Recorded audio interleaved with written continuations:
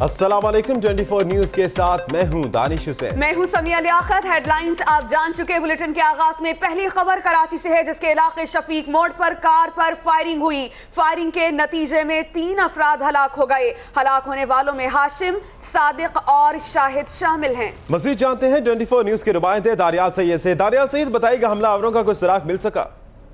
देखिए दानिश, बिल्कुल अब से कुछ ही देर कबल ये फायरिंग हुई है। कराची के इलाके शफीक मोड़ है, न्यू कराची के करीब एक निजी बैंक है, उसके करीब कार पर नामालूम मुसल्लह हमलावरों ने फायरिंग की, जिसके नतीजे में 3 अफराद शदीद जख्मी हो गए थे, जिन्हें करीबी अस्पताल मुंतकिल किया जा रहा था। और अब ये रेस्क्यू जराये से इतलात मौसूल हो रही है कि तीनों अफराद जो हैं वो फायरिंग के वाक़े में जाँ बाग हो गए हैं, जबकि जाँ बाग होने वालों की जो शनाख्त है वो हाशिम और 40 साला अली सज्जाद और 25 साला शमीम रिजवी के नाम से 3 जो जहाँ बहाक होने वाले जो अफराद हैं उनकी शनाख्त की गई है। ताहम इस जो SSP सेंटर है मुकद्दस हैदर, उनका ये कहना है कि वाकई की तहकीकात की जा रही है, लेकिन अब तक जो है वो इस तमाम तर सूरत हाल से पुलिस जो है वो नावाकिफ है। और पुलिस का ये मौक़िफ़ था कि तमाम जो सूरत हाल है उसको जानने की कोशिश कर रहे हैं और मौके पर पहुंचने की कोशिश कर रहे हैं। लेकिन जो रेस्क्यू ज़राए हैं उनका कहना है कि 3 अफराद जो हैं वो फायरिंग के वाक़े में जाँ बहक हो गए हैं। कार पर मुसल्लह हमलावरों ने फायरिंग की थी। शफीक मोड़ है कराची का इलाका, जिसके नतीजे में फायरिंग की जद में आकर हाशिम,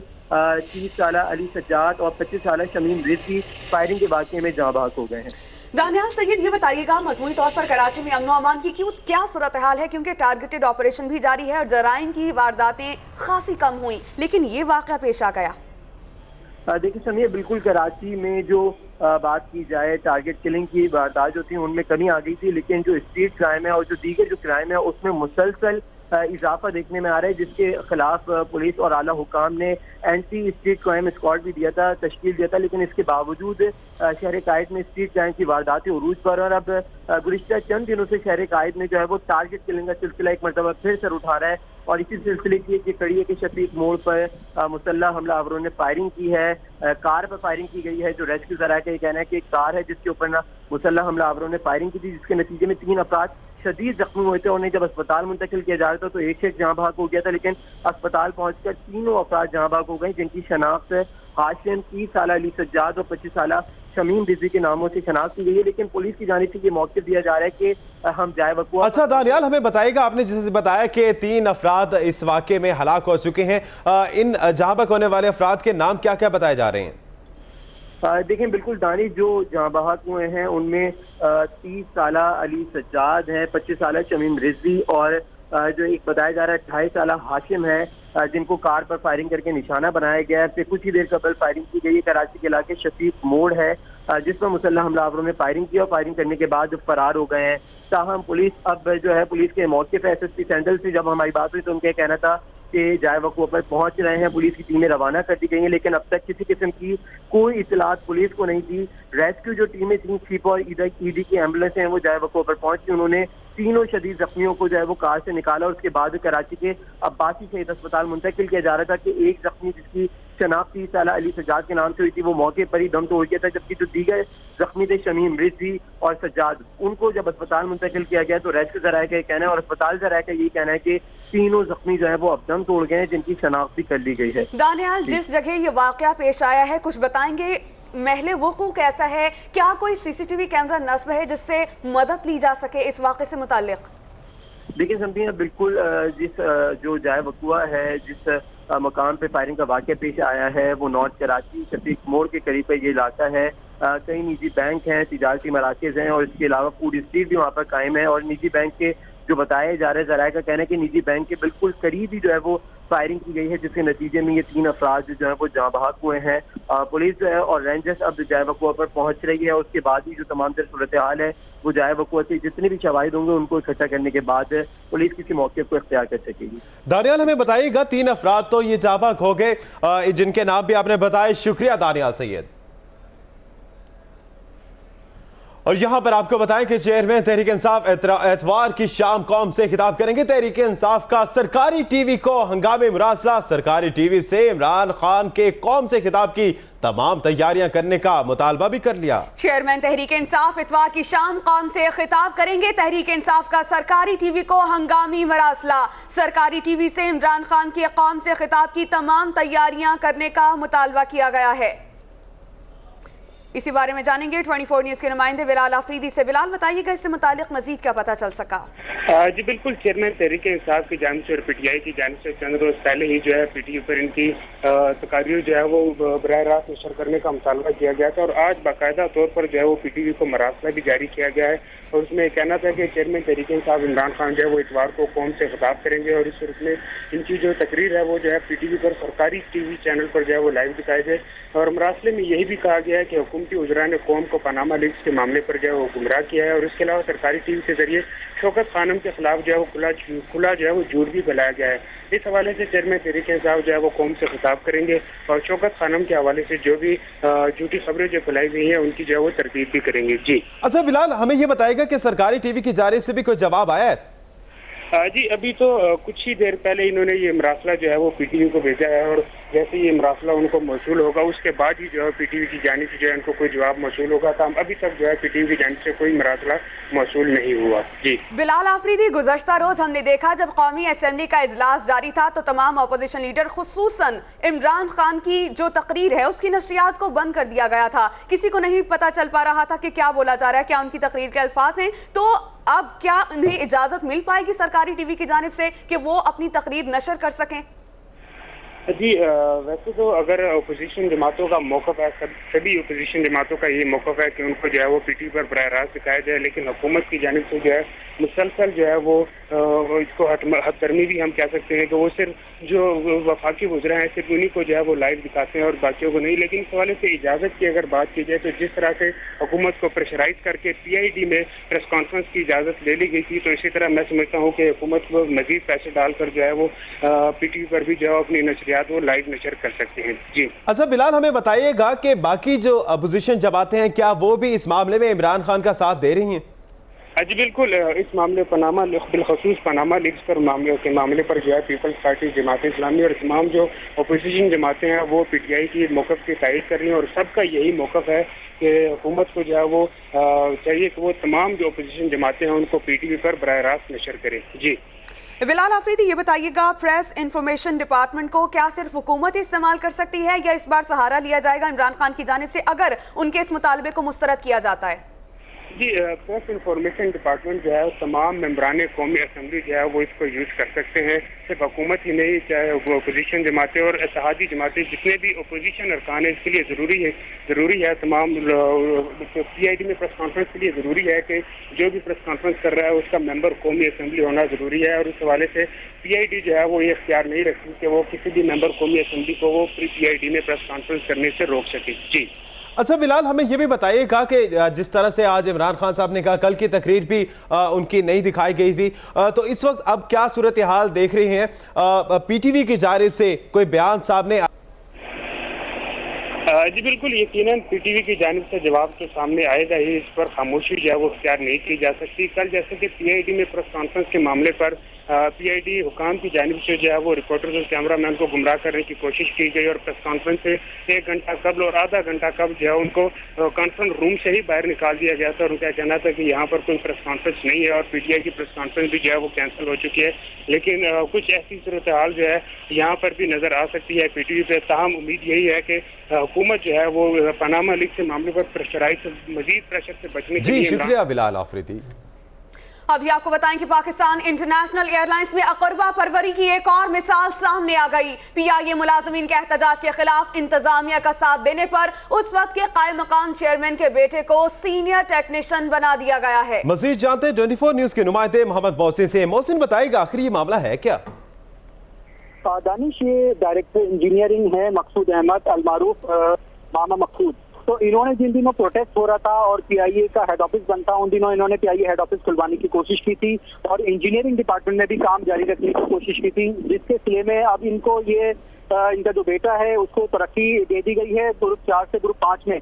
ये काफी अरसे से जो ये प्रमोशनल बोर्ड था इसको रोका गया था ताहम कल ये अचानक बोर्ड 2 घंटे पहले ही उन्होंने अनाउंस किया और कल ये बोर्ड अचानक बैठा और वहाँ पे उन्होंने कुछ जो मेंबरान थे उनके टेस्ट लिए, जिसमें उनका जो डेटा था एक तो उससे नंबर भी कमाए, दूसरे प्रमोशन बोर्ड के लिए 3 साल की सर्विस जरूरी होती है, ताहम इसकी जो फुल सर्विस है वो भी 2.5 साल है, उसके बावजूद इसको तरक्की दी गई और इसके नंबर भी जो दीगर उम्मीदवार थे उनसे कम थे, उसके बावजूद इसको तरक्की दी गई। तो इस पर दीगर उम्मीदवार थे उन्होंने प्रोटेस्ट किया इंतजामिया से कि इनको एक तो पहले से बताया नहीं गया कि प्रोमोशनल बोर्ड का इजलास हो रहा है, बोर्ड हो रहा है, टेस्ट होगा, इसकी तहरीरी इत्तला दी जाती है कई दिन पहले, तो और पहले ये ड्यू था उस वक्त क्यों नहीं बुलाया गया, अब अचानक क्यों बुलाया गया और इसमें जो मोहम्मद मकसूद है उनके बेटे को क्यों तरक्की दी गई। तो अभी तक जो तर्जुमान है उनकी तरफ से कोई मौक़िफ़ सामने नहीं आया, इंतजामी की तरफ से मौक़िफ़ सामने नहीं आया। ताहम ये एक मिसाल है जो पीआई में इन दिनों सियासी असर-ओ-रसूख और अक़रबा परवरी पर तरक्की दी जा रही है। जी शुक्रिया मोहम्मद मोहसिन। और कराची के इलाके शफीक बोर्ड पर कार पर फायरिंग की गई, फायरिंग से 3 अफराद जाबक हो गए। जाबक होने वालों में हाशिम, अली सज्जाद और शाहिद शामिल हैं। इस बारे में आपको बताएं कि यह वाकया आपसे कुछ देर पहले पेश आया है। कराची में शफीक मोड़ पर फायरिंग का वाकया पेश आया जिसकी जद में आकर 3 अफराद जाँ बहक हो गए थे, जिनकी शनाख्त अली सज्जाद, शमीम रिजवी और हाशिम के नाम से हुई। अपडेट लेंगे 24 न्यूज़ के नुमाइंदे दानियाल सैयद से। दानियाल बताइएगा इस वक्त इलाके में क्या सूरत हाल है? लेकिन बिल्कुल सही इलाके में कशीदगी बरकरार है, जो इलाका मजमून है वो जो है वो पर पहुंचे हैं, पुलिस उनको जो है वो दूर करने में मसरूफ है, जबकि इसके अलावा जो कानून नाफिज करने वाले इदारों के एहलकार हैं वो जो है वो से शवाहिद भी इकट्ठे कर रहे हैं, जबकि इसके अलावा जो तीनों जहाँ बहक होने वाले अफराद हैं उनकी लाशों को अस्पताल मुंतकिल कर दिया गया है और अस्पताल ज़राए का और रेस्क्यू ज़राए का कहना है कि जहाँ बहक होने वालों में अली सज्जाद, हाशिम और शमीम रिजवी शामिल हैं। इन तीनों अफराद को कराची के इलाके शफीक मोड़ में एक निजी बैंक के करीब जो है वो अब से कुछ देर कबल फायरिंग करके जो है वो जाँ बहक किया गया है। पुलिस जो है वो जायवकों पर पहुंच गई, रेंजर्स जायवकों पर पहुंच गई और तमाम से जो शवाहिद हैं उनको इकट्ठा किया जा रहा है। ताहम SSP सेंट्रल मुक़द्दस हैदर का कहना है कि जायवकों पर पुलिस की टीम रवाना हो गई है और उसके बाद जैसी मालूमात हासिल होंगी तो उसके बाद मीडिया को बताया जाएगा। लेकिन जो रेस्क्यू ज़राए हैं उनका ये कहना है कि इस फायरिंग के वाक़े में 3 अफराद जाँ बहक हो गए हैं, जिनकी शनाख्त जो है वो हाशिम, रिजवी, सादिक और शमीम के नाम से इन तीनों जाँ बहक होने वाले अफराद की शनाख्त की गई है, जिन्हें अब से कुछ देर कबल फायरिंग करके निशाना बनाया गया है। कराची शहर में जो टारगेट किलिंग का सिलसिला जो है वो एक मरतबा फिर से शुरू हो गया है और गुज़िश्ता 2 रोज़ कबल भी हमने देखा था कि नागन चौरंगी के करीब पुलिस मोबाइल पर फायरिंग की गई थी, जिसके नतीजे में 2 सिटी वार्डन जो है वो जाँ बहक हुए थे, जबकि एक बच्ची भी फायरिंग के वाक़े में जो है वो जाँ बहक हो गई थी। इसके अलावा आज जो है वो नागन चौरंगी के करीब ही है ये शफीक बोर्ड जहाँ पर फायरिंग की गई है, दिन दिहाड़े फायरिंग की गई है, निजी बैंक के करीब ही जो है वो फायरिंग का निशाना बनाया गया है। तीनों अफराद को जो शदीद जख्मी हुए थे और जब उन्हें अस्पताल मुंतकिल किया जा रहा था तो तीनों अफराद इस फायरिंग के वाक़े में जो शदीद जख्मी हुए थे वो जाँ बहक हो गए, जिनकी शनाख्त शमीम रिजवी, हाशिम और अली सज्जाद के नाम से इन तीनों जाँ बहक होने वाले अफराद की शनाख्त की गई है। अच्छा दानियाल, हमें बताइएगा कि इस कार में अली सज्जाद, शमीम रिजवी और हाशिम के अलावा क्या कोई और शख्स भी सवार था? देखिए दानिश, अब तक ये इतलात नहीं मौसूल हो सकी कि इनके अलावा भी कोई इस गाड़ी में सवार था, लेकिन जो रेस्क्यू ज़राए हैं उनका ये कहना है कि ये 3 ही अफराद जो हैं वो उस गाड़ी के अंदर मौजूद थे, जिन्हें शदीद जख्मी हालत में गाड़ी से निकाला गया था। ताहम अब ये इतलात हैं कि तीनों जख्मी जो थे वो जाँ बहक हो गए हैं, उनकी मैयतें कराची के अब्बासी शहीद अस्पताल मुंतकिल कर दी गई हैं, जहाँ पर इनके जो लवाहिकीन हैं वो भी पहुँचना शुरू हो गए हैं। लेकिन जो पुलिस है वो अभी फायरिंग का मुकाम है जहाँ पर फायरिंग की गई थी वहाँ पर पहुंची है। तमाम तरह जो शवाहिद है उनको इकट्ठा किया जा रहा है। ऐनी शाहिदीन की मदद से जो है वो मुल्जिमान के खाके तैयार किए जाएंगे और पुलिस और दीगर कानून नाफिज करने वाले इदारे ये बात भी देख रहे हैं कि अगर करीब में कोई CCTV कैमरे हैं तो उनकी भी मदद हासिल की जाए, लेकिन अब तक पुलिस को किसी किस्म के कोई मदद जो है वो इस सिलसिले में नहीं मिल सकती है। तीनों अफराद इस फायरिंग के वाक़े में जो शदीद जख्मी हुए थे वो जाँ बहक हो गए हैं। आला पुलिस हुक्काम और रेंजर्स के आला हुक्काम जो है वो अब जाए वक़्तों पर पहुंचे हैं और तमाम दानियाल सैयद बताइए हमें कि क्या क्राइम सीन को महफूज किया गया है, ऐनी शाहिदीन से बातचीत की गई है? देखिए, क्राइम सीन को पुलिस जो है वो रिकॉर्ड करने में, उसको महफूज करने में नाकाम रही, क्योंकि जब फायरिंग का वाक़या हुआ तो फौरी तौर पर जो इलाका मकीन थे और जो रेस्क्यू की जो टीमें थी वो आ गई थी, उन्होंने जख्मियों को वहाँ से मुंतकिल कर दिया था। लेकिन जितने भी शवाहिद पुलिस इकट्ठे करने में कामयाब हुई है, अब क्राइम सीन जो है वो ठीक किया गया है, लोगों को दूर रहने की हिदायत की जा रही है और तमाम जो ऐनी शाहिदीन थे उनकी मदद से मुल्जिमान के खाके तैयार करने की जा रहे हैं। अच्छा दानियाल, हमें बताएगा ये 3 अफराद जो जाँ बहक हुए हैं, क्या बताया जा रहा है कि इनका ताल्लुक एक ही खानदान से था?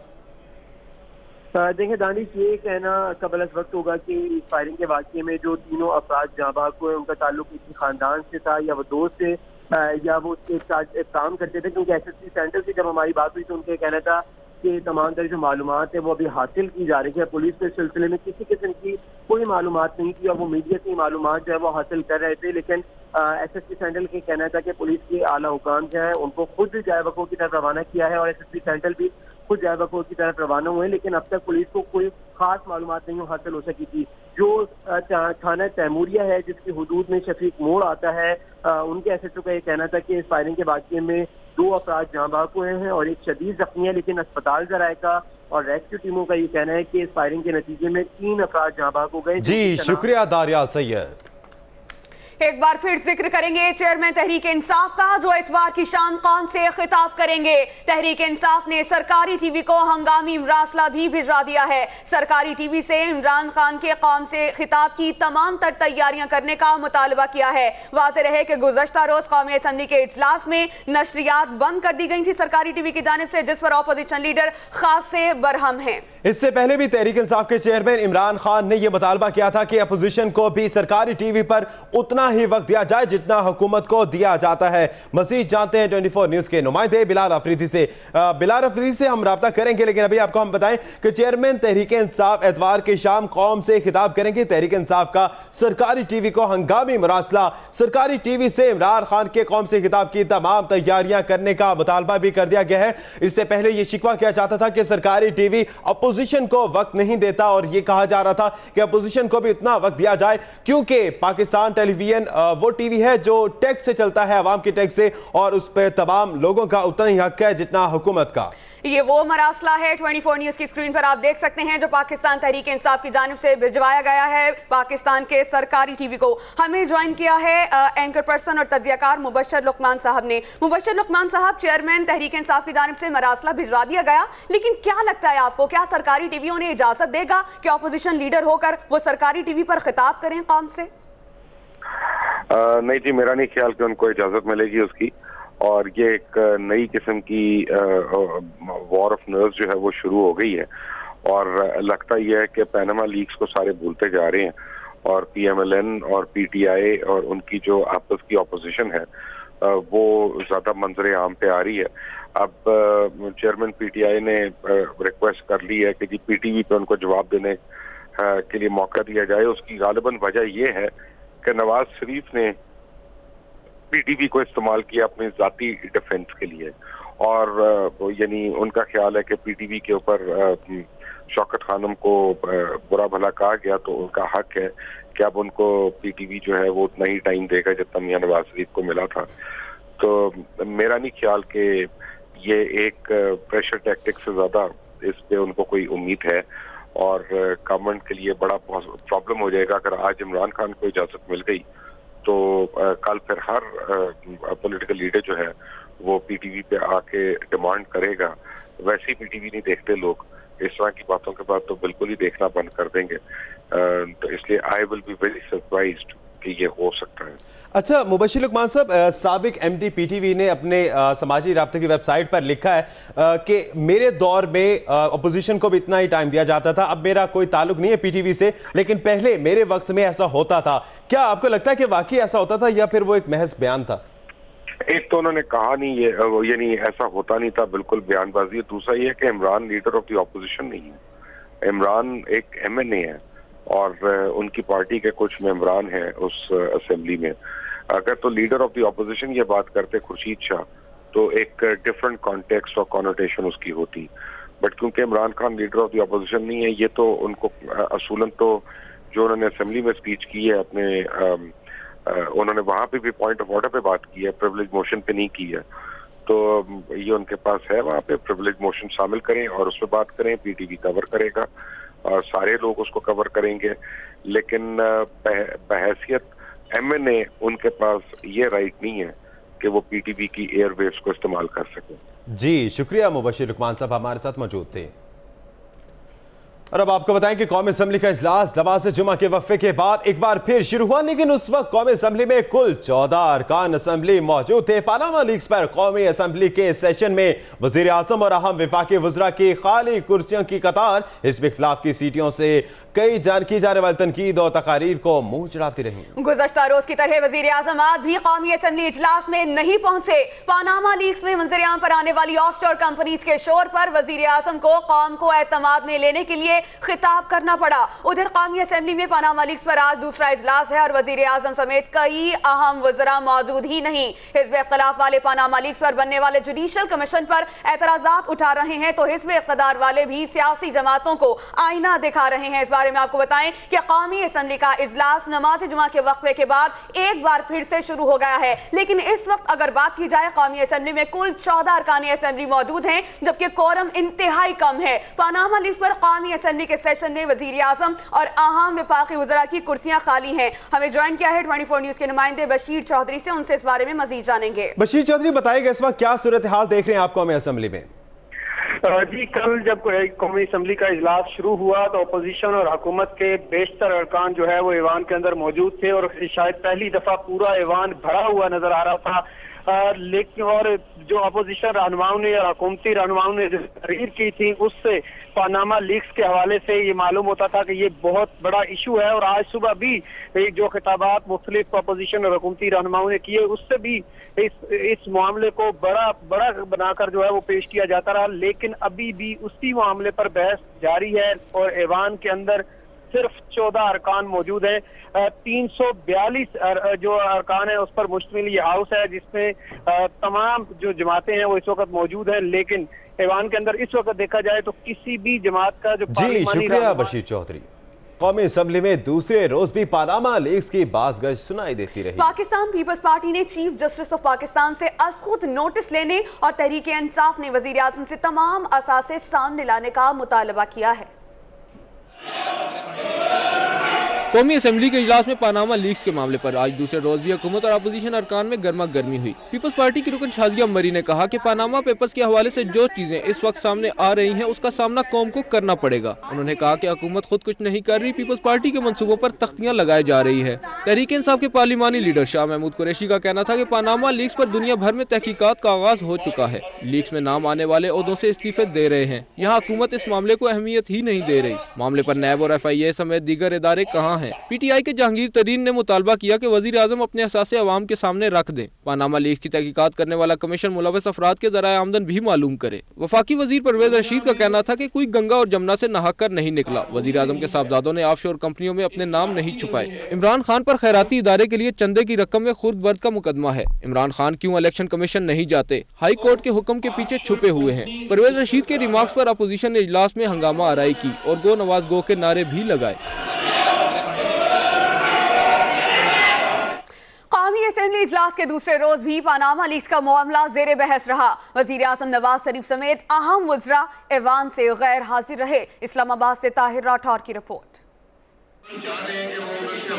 पनामा लीक्स पर कौमी असम्बली का गर्मा गर्म इजलास अय्याज सादिक की सदारत में शुरू हुआ तो वफाकी वज़रा बराए दिफाई पैदावार राना तनवीर हुसैन और वफाकी वजीर बराए बैनुल सूबाई राब्ता रियाज पीरजादा ऐवान में मौजूद थे। इजलास शुरू हुए चंद लम्हे गुजरे कि वफाकी वज़रा परवेज रशीद और lieutenant general retired Abdul Qadir Baloch भी अपनी नशिस्तों पर पहुंच गए। 5 माह के बाद इजलास के पहले रोज तो तहरीक इंसाफ के सरबराह इमरान खान मौजूद थे, तहम दूसरे रोज वो भी ऐवान से गायब रहे। तहरीक इंसाफ के कौमी असम्बली में पार्लिमानी लीडर शाह महमूद कुरैशी ने ऐवान में मुतालबा किया कि पनामा लीक्स की हकीकत कौम के सामने लाने के लिए सुप्रीम कोर्ट के चीफ जस्टिस जुडिशल कमीशन की सरबराही करें। पीपल्स पार्टी की जानब से पनामा लीक्स की तहकीकात आलमी फोरम से कराने का मुतालबा दूसरे रोज भी ऐवान में गूंजता रहा। नवाज शरीफ हुकूमत के अहम वज़रा इसहाक डार, ख्वाजा आसफ और चौधरी निसार अली खान दूसरे रोज सेशन से गायब रहे। आलमी फर्म से पनामा लीक्स की तहकीकात और चीफ जस्टिस की सरबराही में जुडिशल कमीशन के मुतालबे पर ताहाल सरकारी लब खामोश हैं। ताहिर राठौर, 24 न्यूज, इस्लामाबाद। सेनेट की कायमा कमेटी खजाना ने ऑफशोर कंपनीज की इंक्वायरी का फैसला कर लिया। कमेटी के चेयरमैन सेनेटर सलीम माडवीवाला कहते हैं कि सियासतदान ऑफशोर कंपनीज की तफसीलात भी इलेक्शन कमीशन को फराहम करनी होती हैं। अज़ा से छुपाने वाले सियासतदान नाअहल हो सकते हैं। सेनेटर सलीम माडवीवाला का कहना है कि ऑफशोर कंपनीज की तहकीकात के लिए तमाम इदारों से तफसीलात तलब की जाएंगी। उनका कहना था कि कोई भी बिजनेसमैन अपने कारोबार को छुपा नहीं सकता। इन कंपनीज के जरिए टैक्स बचाना नामुनासिब है। इससे टैक्स चोरी में इजाफा होकर टैक्स नेट में कोई नहीं आएगा। ऑफशोर कंपनीज के बाद गैर मुल्की सरमायाकारी में भी कमी आ सकती है।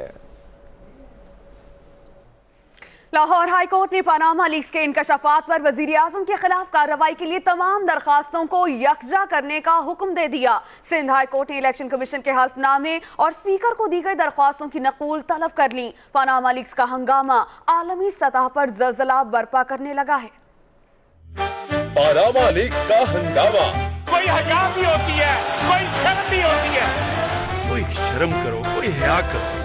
आलमी सतह पर जलजला बर्पा करने के बाद इक्तदार के ऐवानों से गुजरता हुआ अदालतों तक पहुंच गया। लाहौर हाई कोर्ट में तहरीक इंसाफ की रहनुमा गोहर नवाज सिंध की वजीर आजम के खिलाफ दरखास्त की समाअत हुई तो अदालत को बताया गया कि इसी नौयत की दीगर दरखास्तें भी दायर की गई हैं, जिस पर जस्टिस शाहिद वहीद ने पनामा लीक्स पर तमाम दरखास्तें यकजा करने का हुक्म दिया। सिंध हाई कोर्ट में भी चीफ जस्टिस की सरबराही में 2 रुकनी बेंच ने इसी मामले से मुतालिक केस की समाअत की। अदालत ने दरखास्त गुजार से इस्तफसार किया कि पनामा लीक्स में वजीर आजम का जिक्र कहाँ मौजूद है। दरखास्त गुजार ने जवाब दिया कि पेपर्स में वजीर आजम, उनके बेटे, बेटी और दामाद का जिक्र वाज़ेह है। अदालत ने फिर इस्तफसार किया, क्या आपके पास वजीर आजम का इलेक्शन कमीशन में जमा कराया गया बयान हल्फी मौजूद है? दरखास्त गुजार ने कहा, इसकी वसूली के लिए अलहदा दरखास्त दूंगा। चीफ जस्टिस ने दरखास्त गुजार को इलेक्शन कमीशन के हलफनामे और स्पीकर को दी गई दरखास्त की नकूल जमा कराने की हिदायत करते हुए समाअत गैर मुअय्यना मुद्दत के लिए मुलतवी कर दी।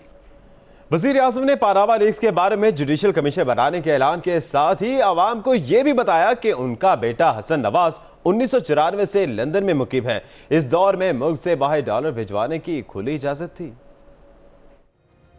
1992 के बाद कुछ अरसे तक पाकिस्तान से किसने कितने डॉलर कब, कहां और क्यों भिजवाए और ये डॉलर कहां से आए, इसका कोई सुराग मिलना काफी मुश्किल है। अगर सुराग मिल भी जाए तो इस सारे अमल में कुछ भी गैर कानूनी नहीं होगा।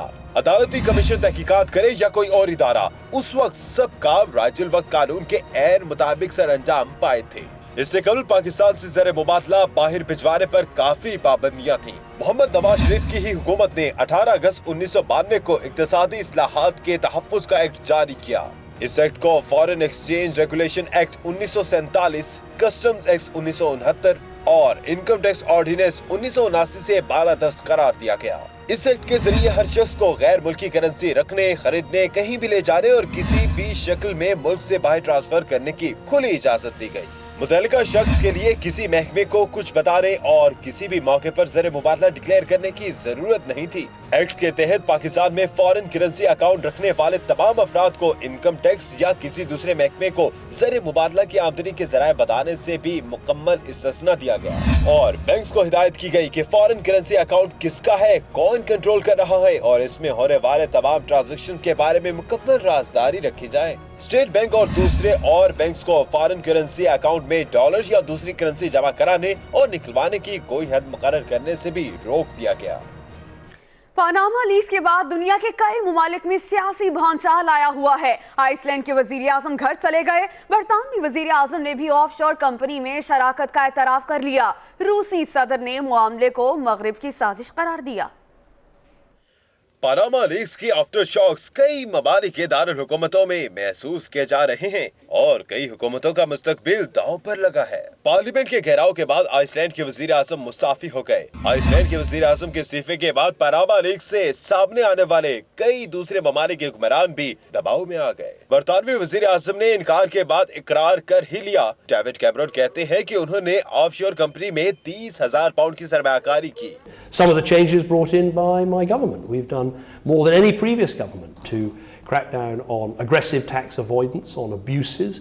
पनामा लीक्स में नाम आने के बाद अर्जेंटाइन के सदर के खिलाफ भी तहकीकात का आगाज कर दिया गया। भारत में मामले की तफ्तीश के लिए कमीशन बना दिया गया। ऑस्ट्रेलिया और न्यूजीलैंड ने भी लॉ फर्म मोसिक फोंसेका के मुलाजिमीन से तफ्तीश शुरू कर दी। वजीर आजम नवाज शरीफ ने अपने बच्चों का नाम आने पर इंक्वायरी कमीशन बनाने का ऐलान किया, जिसे अपोजिशन जमातों ने मुस्तरद कर दिया। इस मामले पर कौमी असेंबली के इजलास में हंगामा आराई भी हुई। रूसी सदर व्लादिमीर पुतिन ने पनामा लीक्स को मुस्तरद करते हुए इसे मगरिब की रूस के खिलाफ साजिश करार दिया। पनामा लीक्स के बाद कुछ बात करते हैं सिंध असेंबली की, जिसके इजलास में मुत्तहिदा कौमी मूवमेंट के अरकान ने पानी के मामले पर शदीद शोर शराबा और एहतजाज किया। वजीर बल्दियात का कहना था कि MQM ने हैदराबाद में डेवलपमेंट अथॉरिटी में घोस्ट मुलाजिम भर्ती किए, उनकी तनख्वाहें रोकी तो MQM ने एहतजाज शुरू कर दिया। आसिफ महमूद की रिपोर्ट।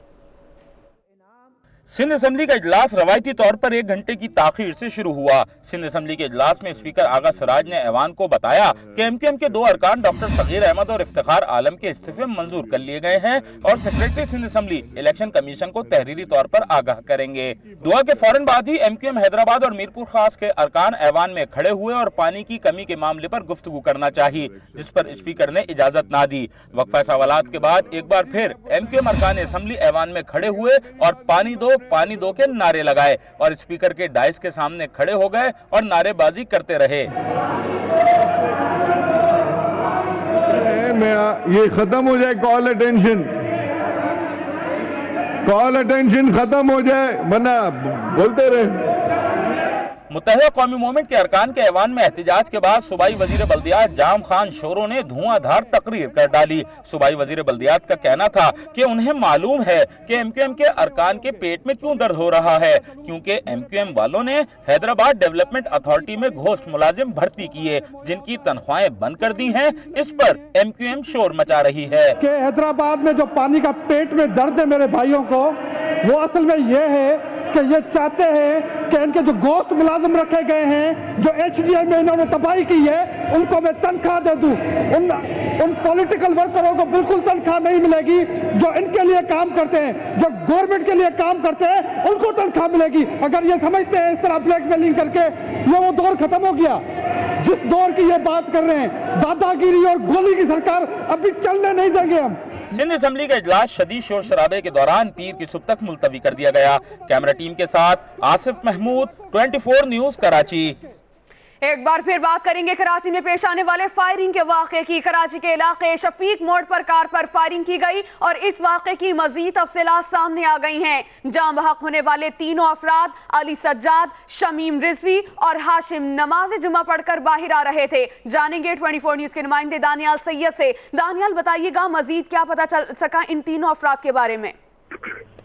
देखिए समीन, बिल्कुल अब से कुछ देर कबल जो कराची के इलाके शफीक मोड़ पर फायरिंग का वाकया पेश आया था, जिसमें 3 अफराद जहाँ बहक हुए थे और जिनकी शनाख्त जो है वो शमीम रिजवी, हाशिम और अली सज्जाद के नाम से की गई थी। अब SSP सेंट्रल का ये कहना है कि इब्तिदाई जो मालूमात हासिल हो सकती हैं उसमें ये पता चला है कि तीनों अफराद नमाज जुम्मा की अदायगी के बाद बाब नजफ जो मस्जिद है बफरजून में, वहाँ नमाजी जुम्मा की अदायगी के बाद बाहर निकले थे, जहाँ मुसल्लह मुल्ज़िमान जो मोटरसाइकिल पर सवार थे उन्होंने बाकायदा तौर पर रैकी करके इन तीनों अफराद की रैकी की और उसके बाद इन्हें फायरिंग करके कत्ल किया। जबकि SSP सेंट्रल का कहना है कि 2 मोटरसाइकिल सवार थे, एक बैकअप में था हमलावर की और एक मोटरसाइकिल पर दो हमलावर जो है वो मुल्ज़िमान सवार थे।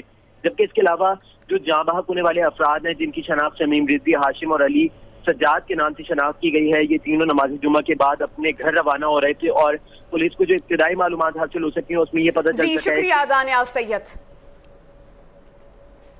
सिंध हाईकोर्ट ने कादिर पटेल की हिफाजती जमानत मंजूर कर ली। मजीद जानते हैं 24 न्यूज के नुमाइंदे गयासुद्दीन से। गयासुद्दीन, बताइएगा कादिर पटेल ने जमानत की दरखास्त क्यों दी थी?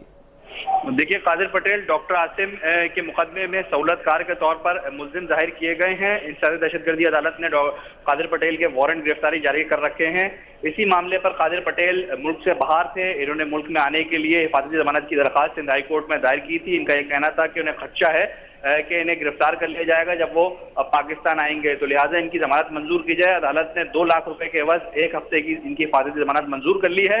अब इसके बाद ये देखना है कि कादिर पटेल किस वक्त पाकिस्तान आते हैं और उनका ये भी कहना था कि वो जी शुक्रिया गयासुद्दीन।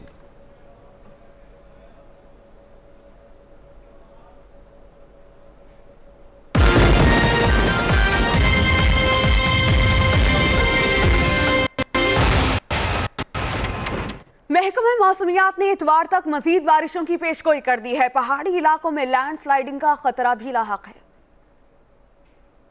महकमे मौसमियात के मुताबिक आज से एतवार के दौरान कोयटा, कल्ला, जोब, नसीराबाद और सिबी डिवीजन में गरज चमक के साथ बारिश का इम्कान है। पिशावर, मलकट, हजारा, मर्दान, कोहार, बन्नू में भी तेज बारिश हो सकती है।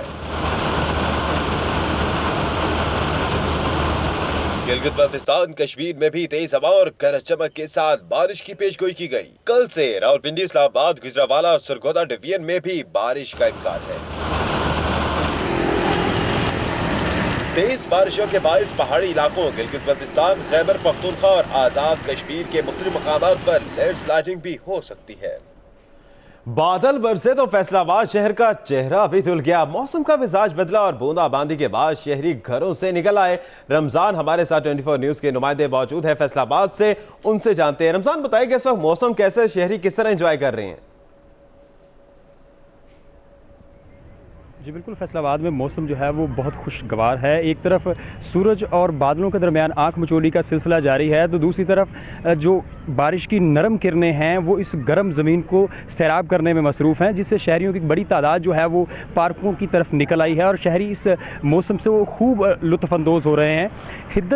मौसमी हिद्दत में इजाफा हो रहा था पिछले चंद रोज़ से, ताहम आज सुबह जब दिन चढ़ा तो काफ़ी तेज़ धूप थी और कर्कदार किरणें थी सूरज की, लेकिन बाद दोपहर जो है मौसम मुकम्मल तौर पर बदल गया फैसलाबाद का।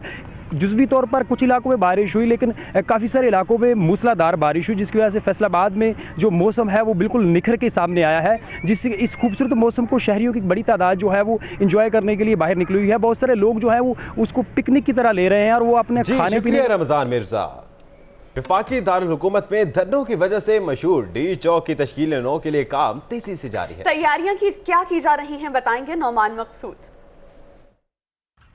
जी बिल्कुल, धरनों का दौरा हुआ तो उसके बाद हुकूमत ने जो हिकमत अमली अपनाई थी उसके ऊपर अब अमल शुरू हो गया। चौथा रोज़ है यहाँ पर, जो जहाँ कभी परेड हुआ करती थी और लोग यहाँ पर बैठा करते थे, वो इन धरनों की वजह से अब जगह जो है वो मसमार की जा रही है। और इन जगहों को आप देखोगे कि अब ये ईंटें जो हैं वो यहाँ से निकाली जा रही हैं। इस जगह पर लोगों की बड़ी तादाद हुआ करती थी जब परेड हुआ करती थी, लेकिन इस बार जब ये आखिरी धरना हुआ था मजहबी जमातों की जानिब से, उस पर यह फ़ैसला किया गया था कि इस जगह को जो है अब जो है वो ख़त्म किया जाएगा। सीरिया हुकाम का ये कहना है कि वज़ारत दाखिला की जानिब से जो हिदायत की गई थी उस पर इब्तदाई तौर पर जो अहकाम जारी किए गए थे वो ये थे कि यहाँ से ईंटें जो हैं वो ख़त्म करके इस जगह को लेवल कर दिया जाए। सैकड़ों की तादाद में लोग हैं। आज भी हमने पूछा तो उसमें यह बताया गया कि 100 के करीब जो है वो लोग हैं सीडीए के, जो मुख्तलिफ महकमों से आए हैं और यहाँ पर काम कर रहे हैं। ये ईंटें उखाड़ने का काम जो है वो जब मुकम्मल हो जाएगा, सिर्फ एक शिफ्ट जो है उसके अंदर ये काम किया जाता है। तो जब ये काम मुकम्मल हो जाता है उसके बाद ये ईंटें जो हैं वो उठा के इन ट्रैक्टर्स के ऊपर रखी जाती हैं और उसके बाद शिफ्ट की जाती हैं। वज़ारत दाखिला की जानिब से मज़ीद हिदायत आएंगी तो उसके बाद सीडीए ज़राए का कहना है कि इस पर काम शुरू होगा कि उसके बाद इस जगह का जो है वो क्या काम किया जाएगा यहाँ पर। जी।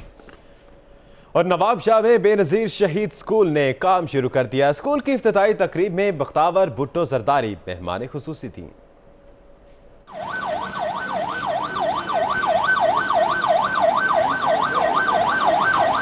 बख्तावर भुट्टो स्कूल के इफ्तिताह के लिए आई तो उनका पुरतपाक इस्तकबाल किया गया। स्कूल के बच्चों ने उन्हें गुलदस्ते पेश किए।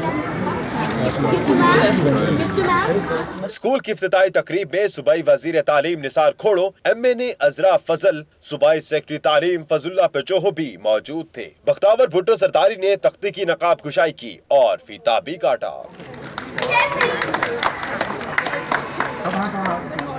इस मौके पर बख्तावर भुट्टो जरदारी बच्चों में घुल मिल गईं। बच्चों ने म्यूजिक पर ड्रिल का शानदार मुजाहिरा भी किया।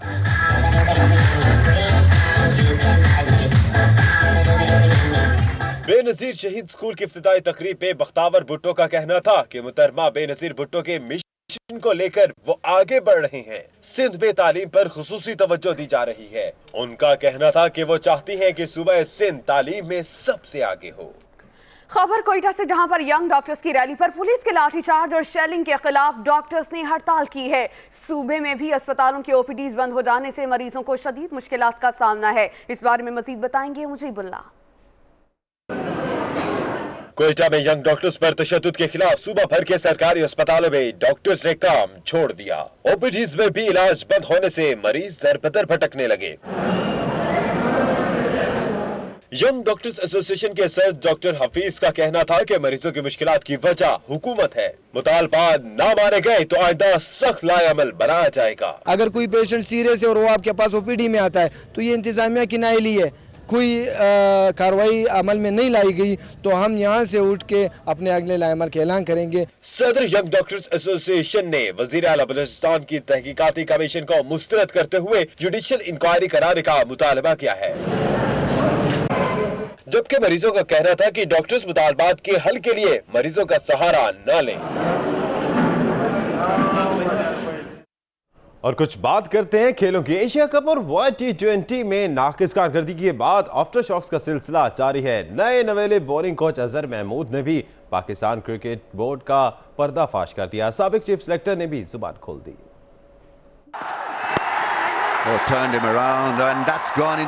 एशिया कप से पहले कौमी टीम के बॉलिंग कोच बनने वाले अजहर महमूद भी कौमी टीम पर बरस पड़े। अजहर महमूद कहते हैं कोच तब्दील करने से कुछ नहीं होगा, मौजूदा निजाम से अच्छे क्रिकेटर्स आने की कोई उम्मीद नहीं। अजहर महमूद कौमी टीम की फिटनेस पर भी बोले, कहा हमारे खिलाड़ियों का फिटनेस लेवल मायूस कुन है, हमारी टीम के खिलाड़ी अच्छे नहीं हैं। अजहर महमूद ने अफसोस का इजहार करते हुए कहा कि कुछ खिलाड़ी मुल्क के लिए नहीं खेलते। आमिर की बॉलिंग मुतासिर कुन थी, लेकिन बाकी किसी बॉलर को सीखने का शौक नहीं।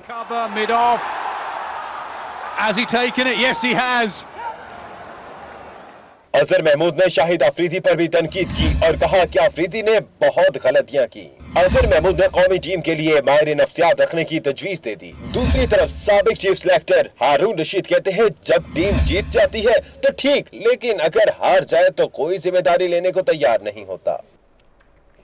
एशिया कप और वर्ल्ड T20 में शर्मनाक कारकर्दगी के बाद से क्रिकेट बोर्ड और टीम में उखाड़ पिछाड़ का सिलसिला जारी है। विफाकी वजीर खेल माजिद खान का नाम चेयरमैन PCB के लिए तजवीज किया गया, जिसे वजीर आजम नवाज शरीफ ने मुस्तरद कर दिया। कौमी असम्बली के इजलास के दौरान जहां मुल्की हालात जेर बहस आए, वहीं कौमी क्रिकेट टीम का भी तज़किरा हुआ। वर्ल्ड T20 में टीम की नाक़िस कारकर्दगी के बारे में तवज्जो दिलाओ नोटिस का जवाब देते हुए वफाकी वजीर खेल रियाज हुसैन पीरजादा का कहना था कि इब्तदाई बल्लेबाज बुरी तरह नाकाम रहे, जबकि बॉलर्स भी अच्छी कारकर्दगी का मुजाहरा न कर सके। रियाज पीरजादा का कहना था कि सारा क्रिकेट बोर्ड ही सिफारशी है, हेड कोच, कोच और सिलेक्शन कमेटी भी तब्दील हो गई। चेयरमैन PCB के लिए साबिक टेस्ट क्रिकेटर माजिद खान का नाम वज़ीर आज़म नवाज शरीफ को भेजा, जिसे उन्होंने मुस्तरद कर दिया है। वफाकी वजीर रियाज पीरजादा ने कहा कि वक्त आ गया है कि क्रिकेट की बेहतरी के लिए इक़दामात किए जाएं और इसमें किसी का लिहाज न किया जाए। और कोयटा में बलूचिस्तान कांस्टेबलरी और पुलिस के 7वें बैच की पासिंग आउट परेड हुई। पुलिस के जवानों ने दहशतगर्दों से निपटने के लिए भारत का शानदार मुजाहिरा किया।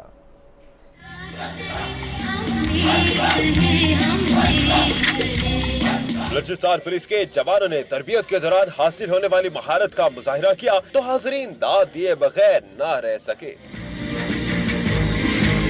पुलिस के जवानों ने फायरिंग रेंज में ठीक ठीक निशाने भी लगाए। मोटरसाइकिल सवार पुलिस के जवानों ने दहशतगर्दों का मुकाबला करने का अमली मुजाहिरा पेश किया।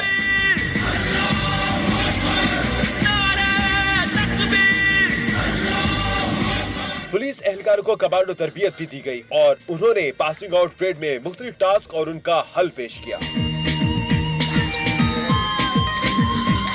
पास आउट परेड के बाद तरबियत के दौरान बेहतरीन कारकर्दगी का मुजाहरा करने वालों को शील्ड्स और असनाद भी दी गई।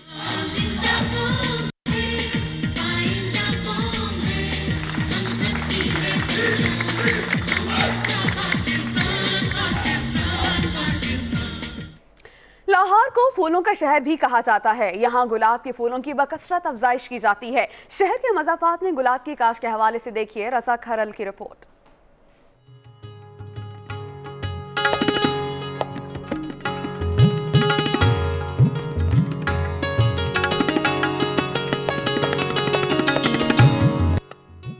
गुलाब, जिसे फूलों का बादशाह कहते हैं, अपनी खुशबू और खूबसूरती की बिना पर हमारे अदब और रोजमर्रा जिंदगी में एक खास मुकाम रखता है। ज़माना कदीम से लाहौर के मज़ाफ़ात में गुलाब की काश्त हो रही है और अब भी सैकड़ों एकड़ पर गुलाब काश्त किया जाता है, जिसे ज़िबाइशी इस्तेमाल के साथ साथ दवाइयों और इत्रियात की तैयारी में भी इस्तेमाल किया जाता है।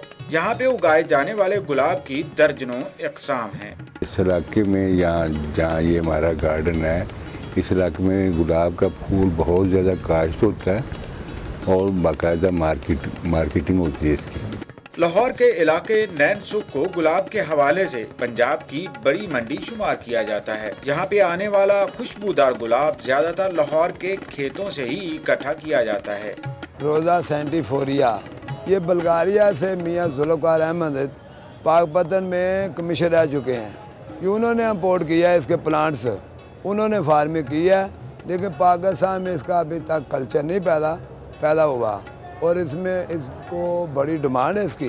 बल्गारिया और तुर्की, ये दोनों पूरी वर्ल्ड में ना इसको इम्पोर्ट कर रहे हैं। गुलाब की मांग को देखते हुए इस इलाके में इस फूल की काश्त को और बेहतर बनाया जा सकता है, जिसके लिए मुताल्लिका महकमे तहकीक और फरोग में अहम किरदार अदा कर सकते हैं। इसके अलावा हुकूमत गुलाब के लिए बैरून मुल्क में मंडियां तलाश करने में भी मददगार साबित हो सकती है। रजा खरल, 24 न्यूज़, लाहौर। न्यूज बुलेटिन से फिलवक्त इतना ही। इन तमाम खबरों की तफसील जान सकते हैं आप। विजिट कीजिए हमारी वेबसाइट channel24.pk। कुछ देर के बाद हाजिर होंगे हेडलाइंस के साथ।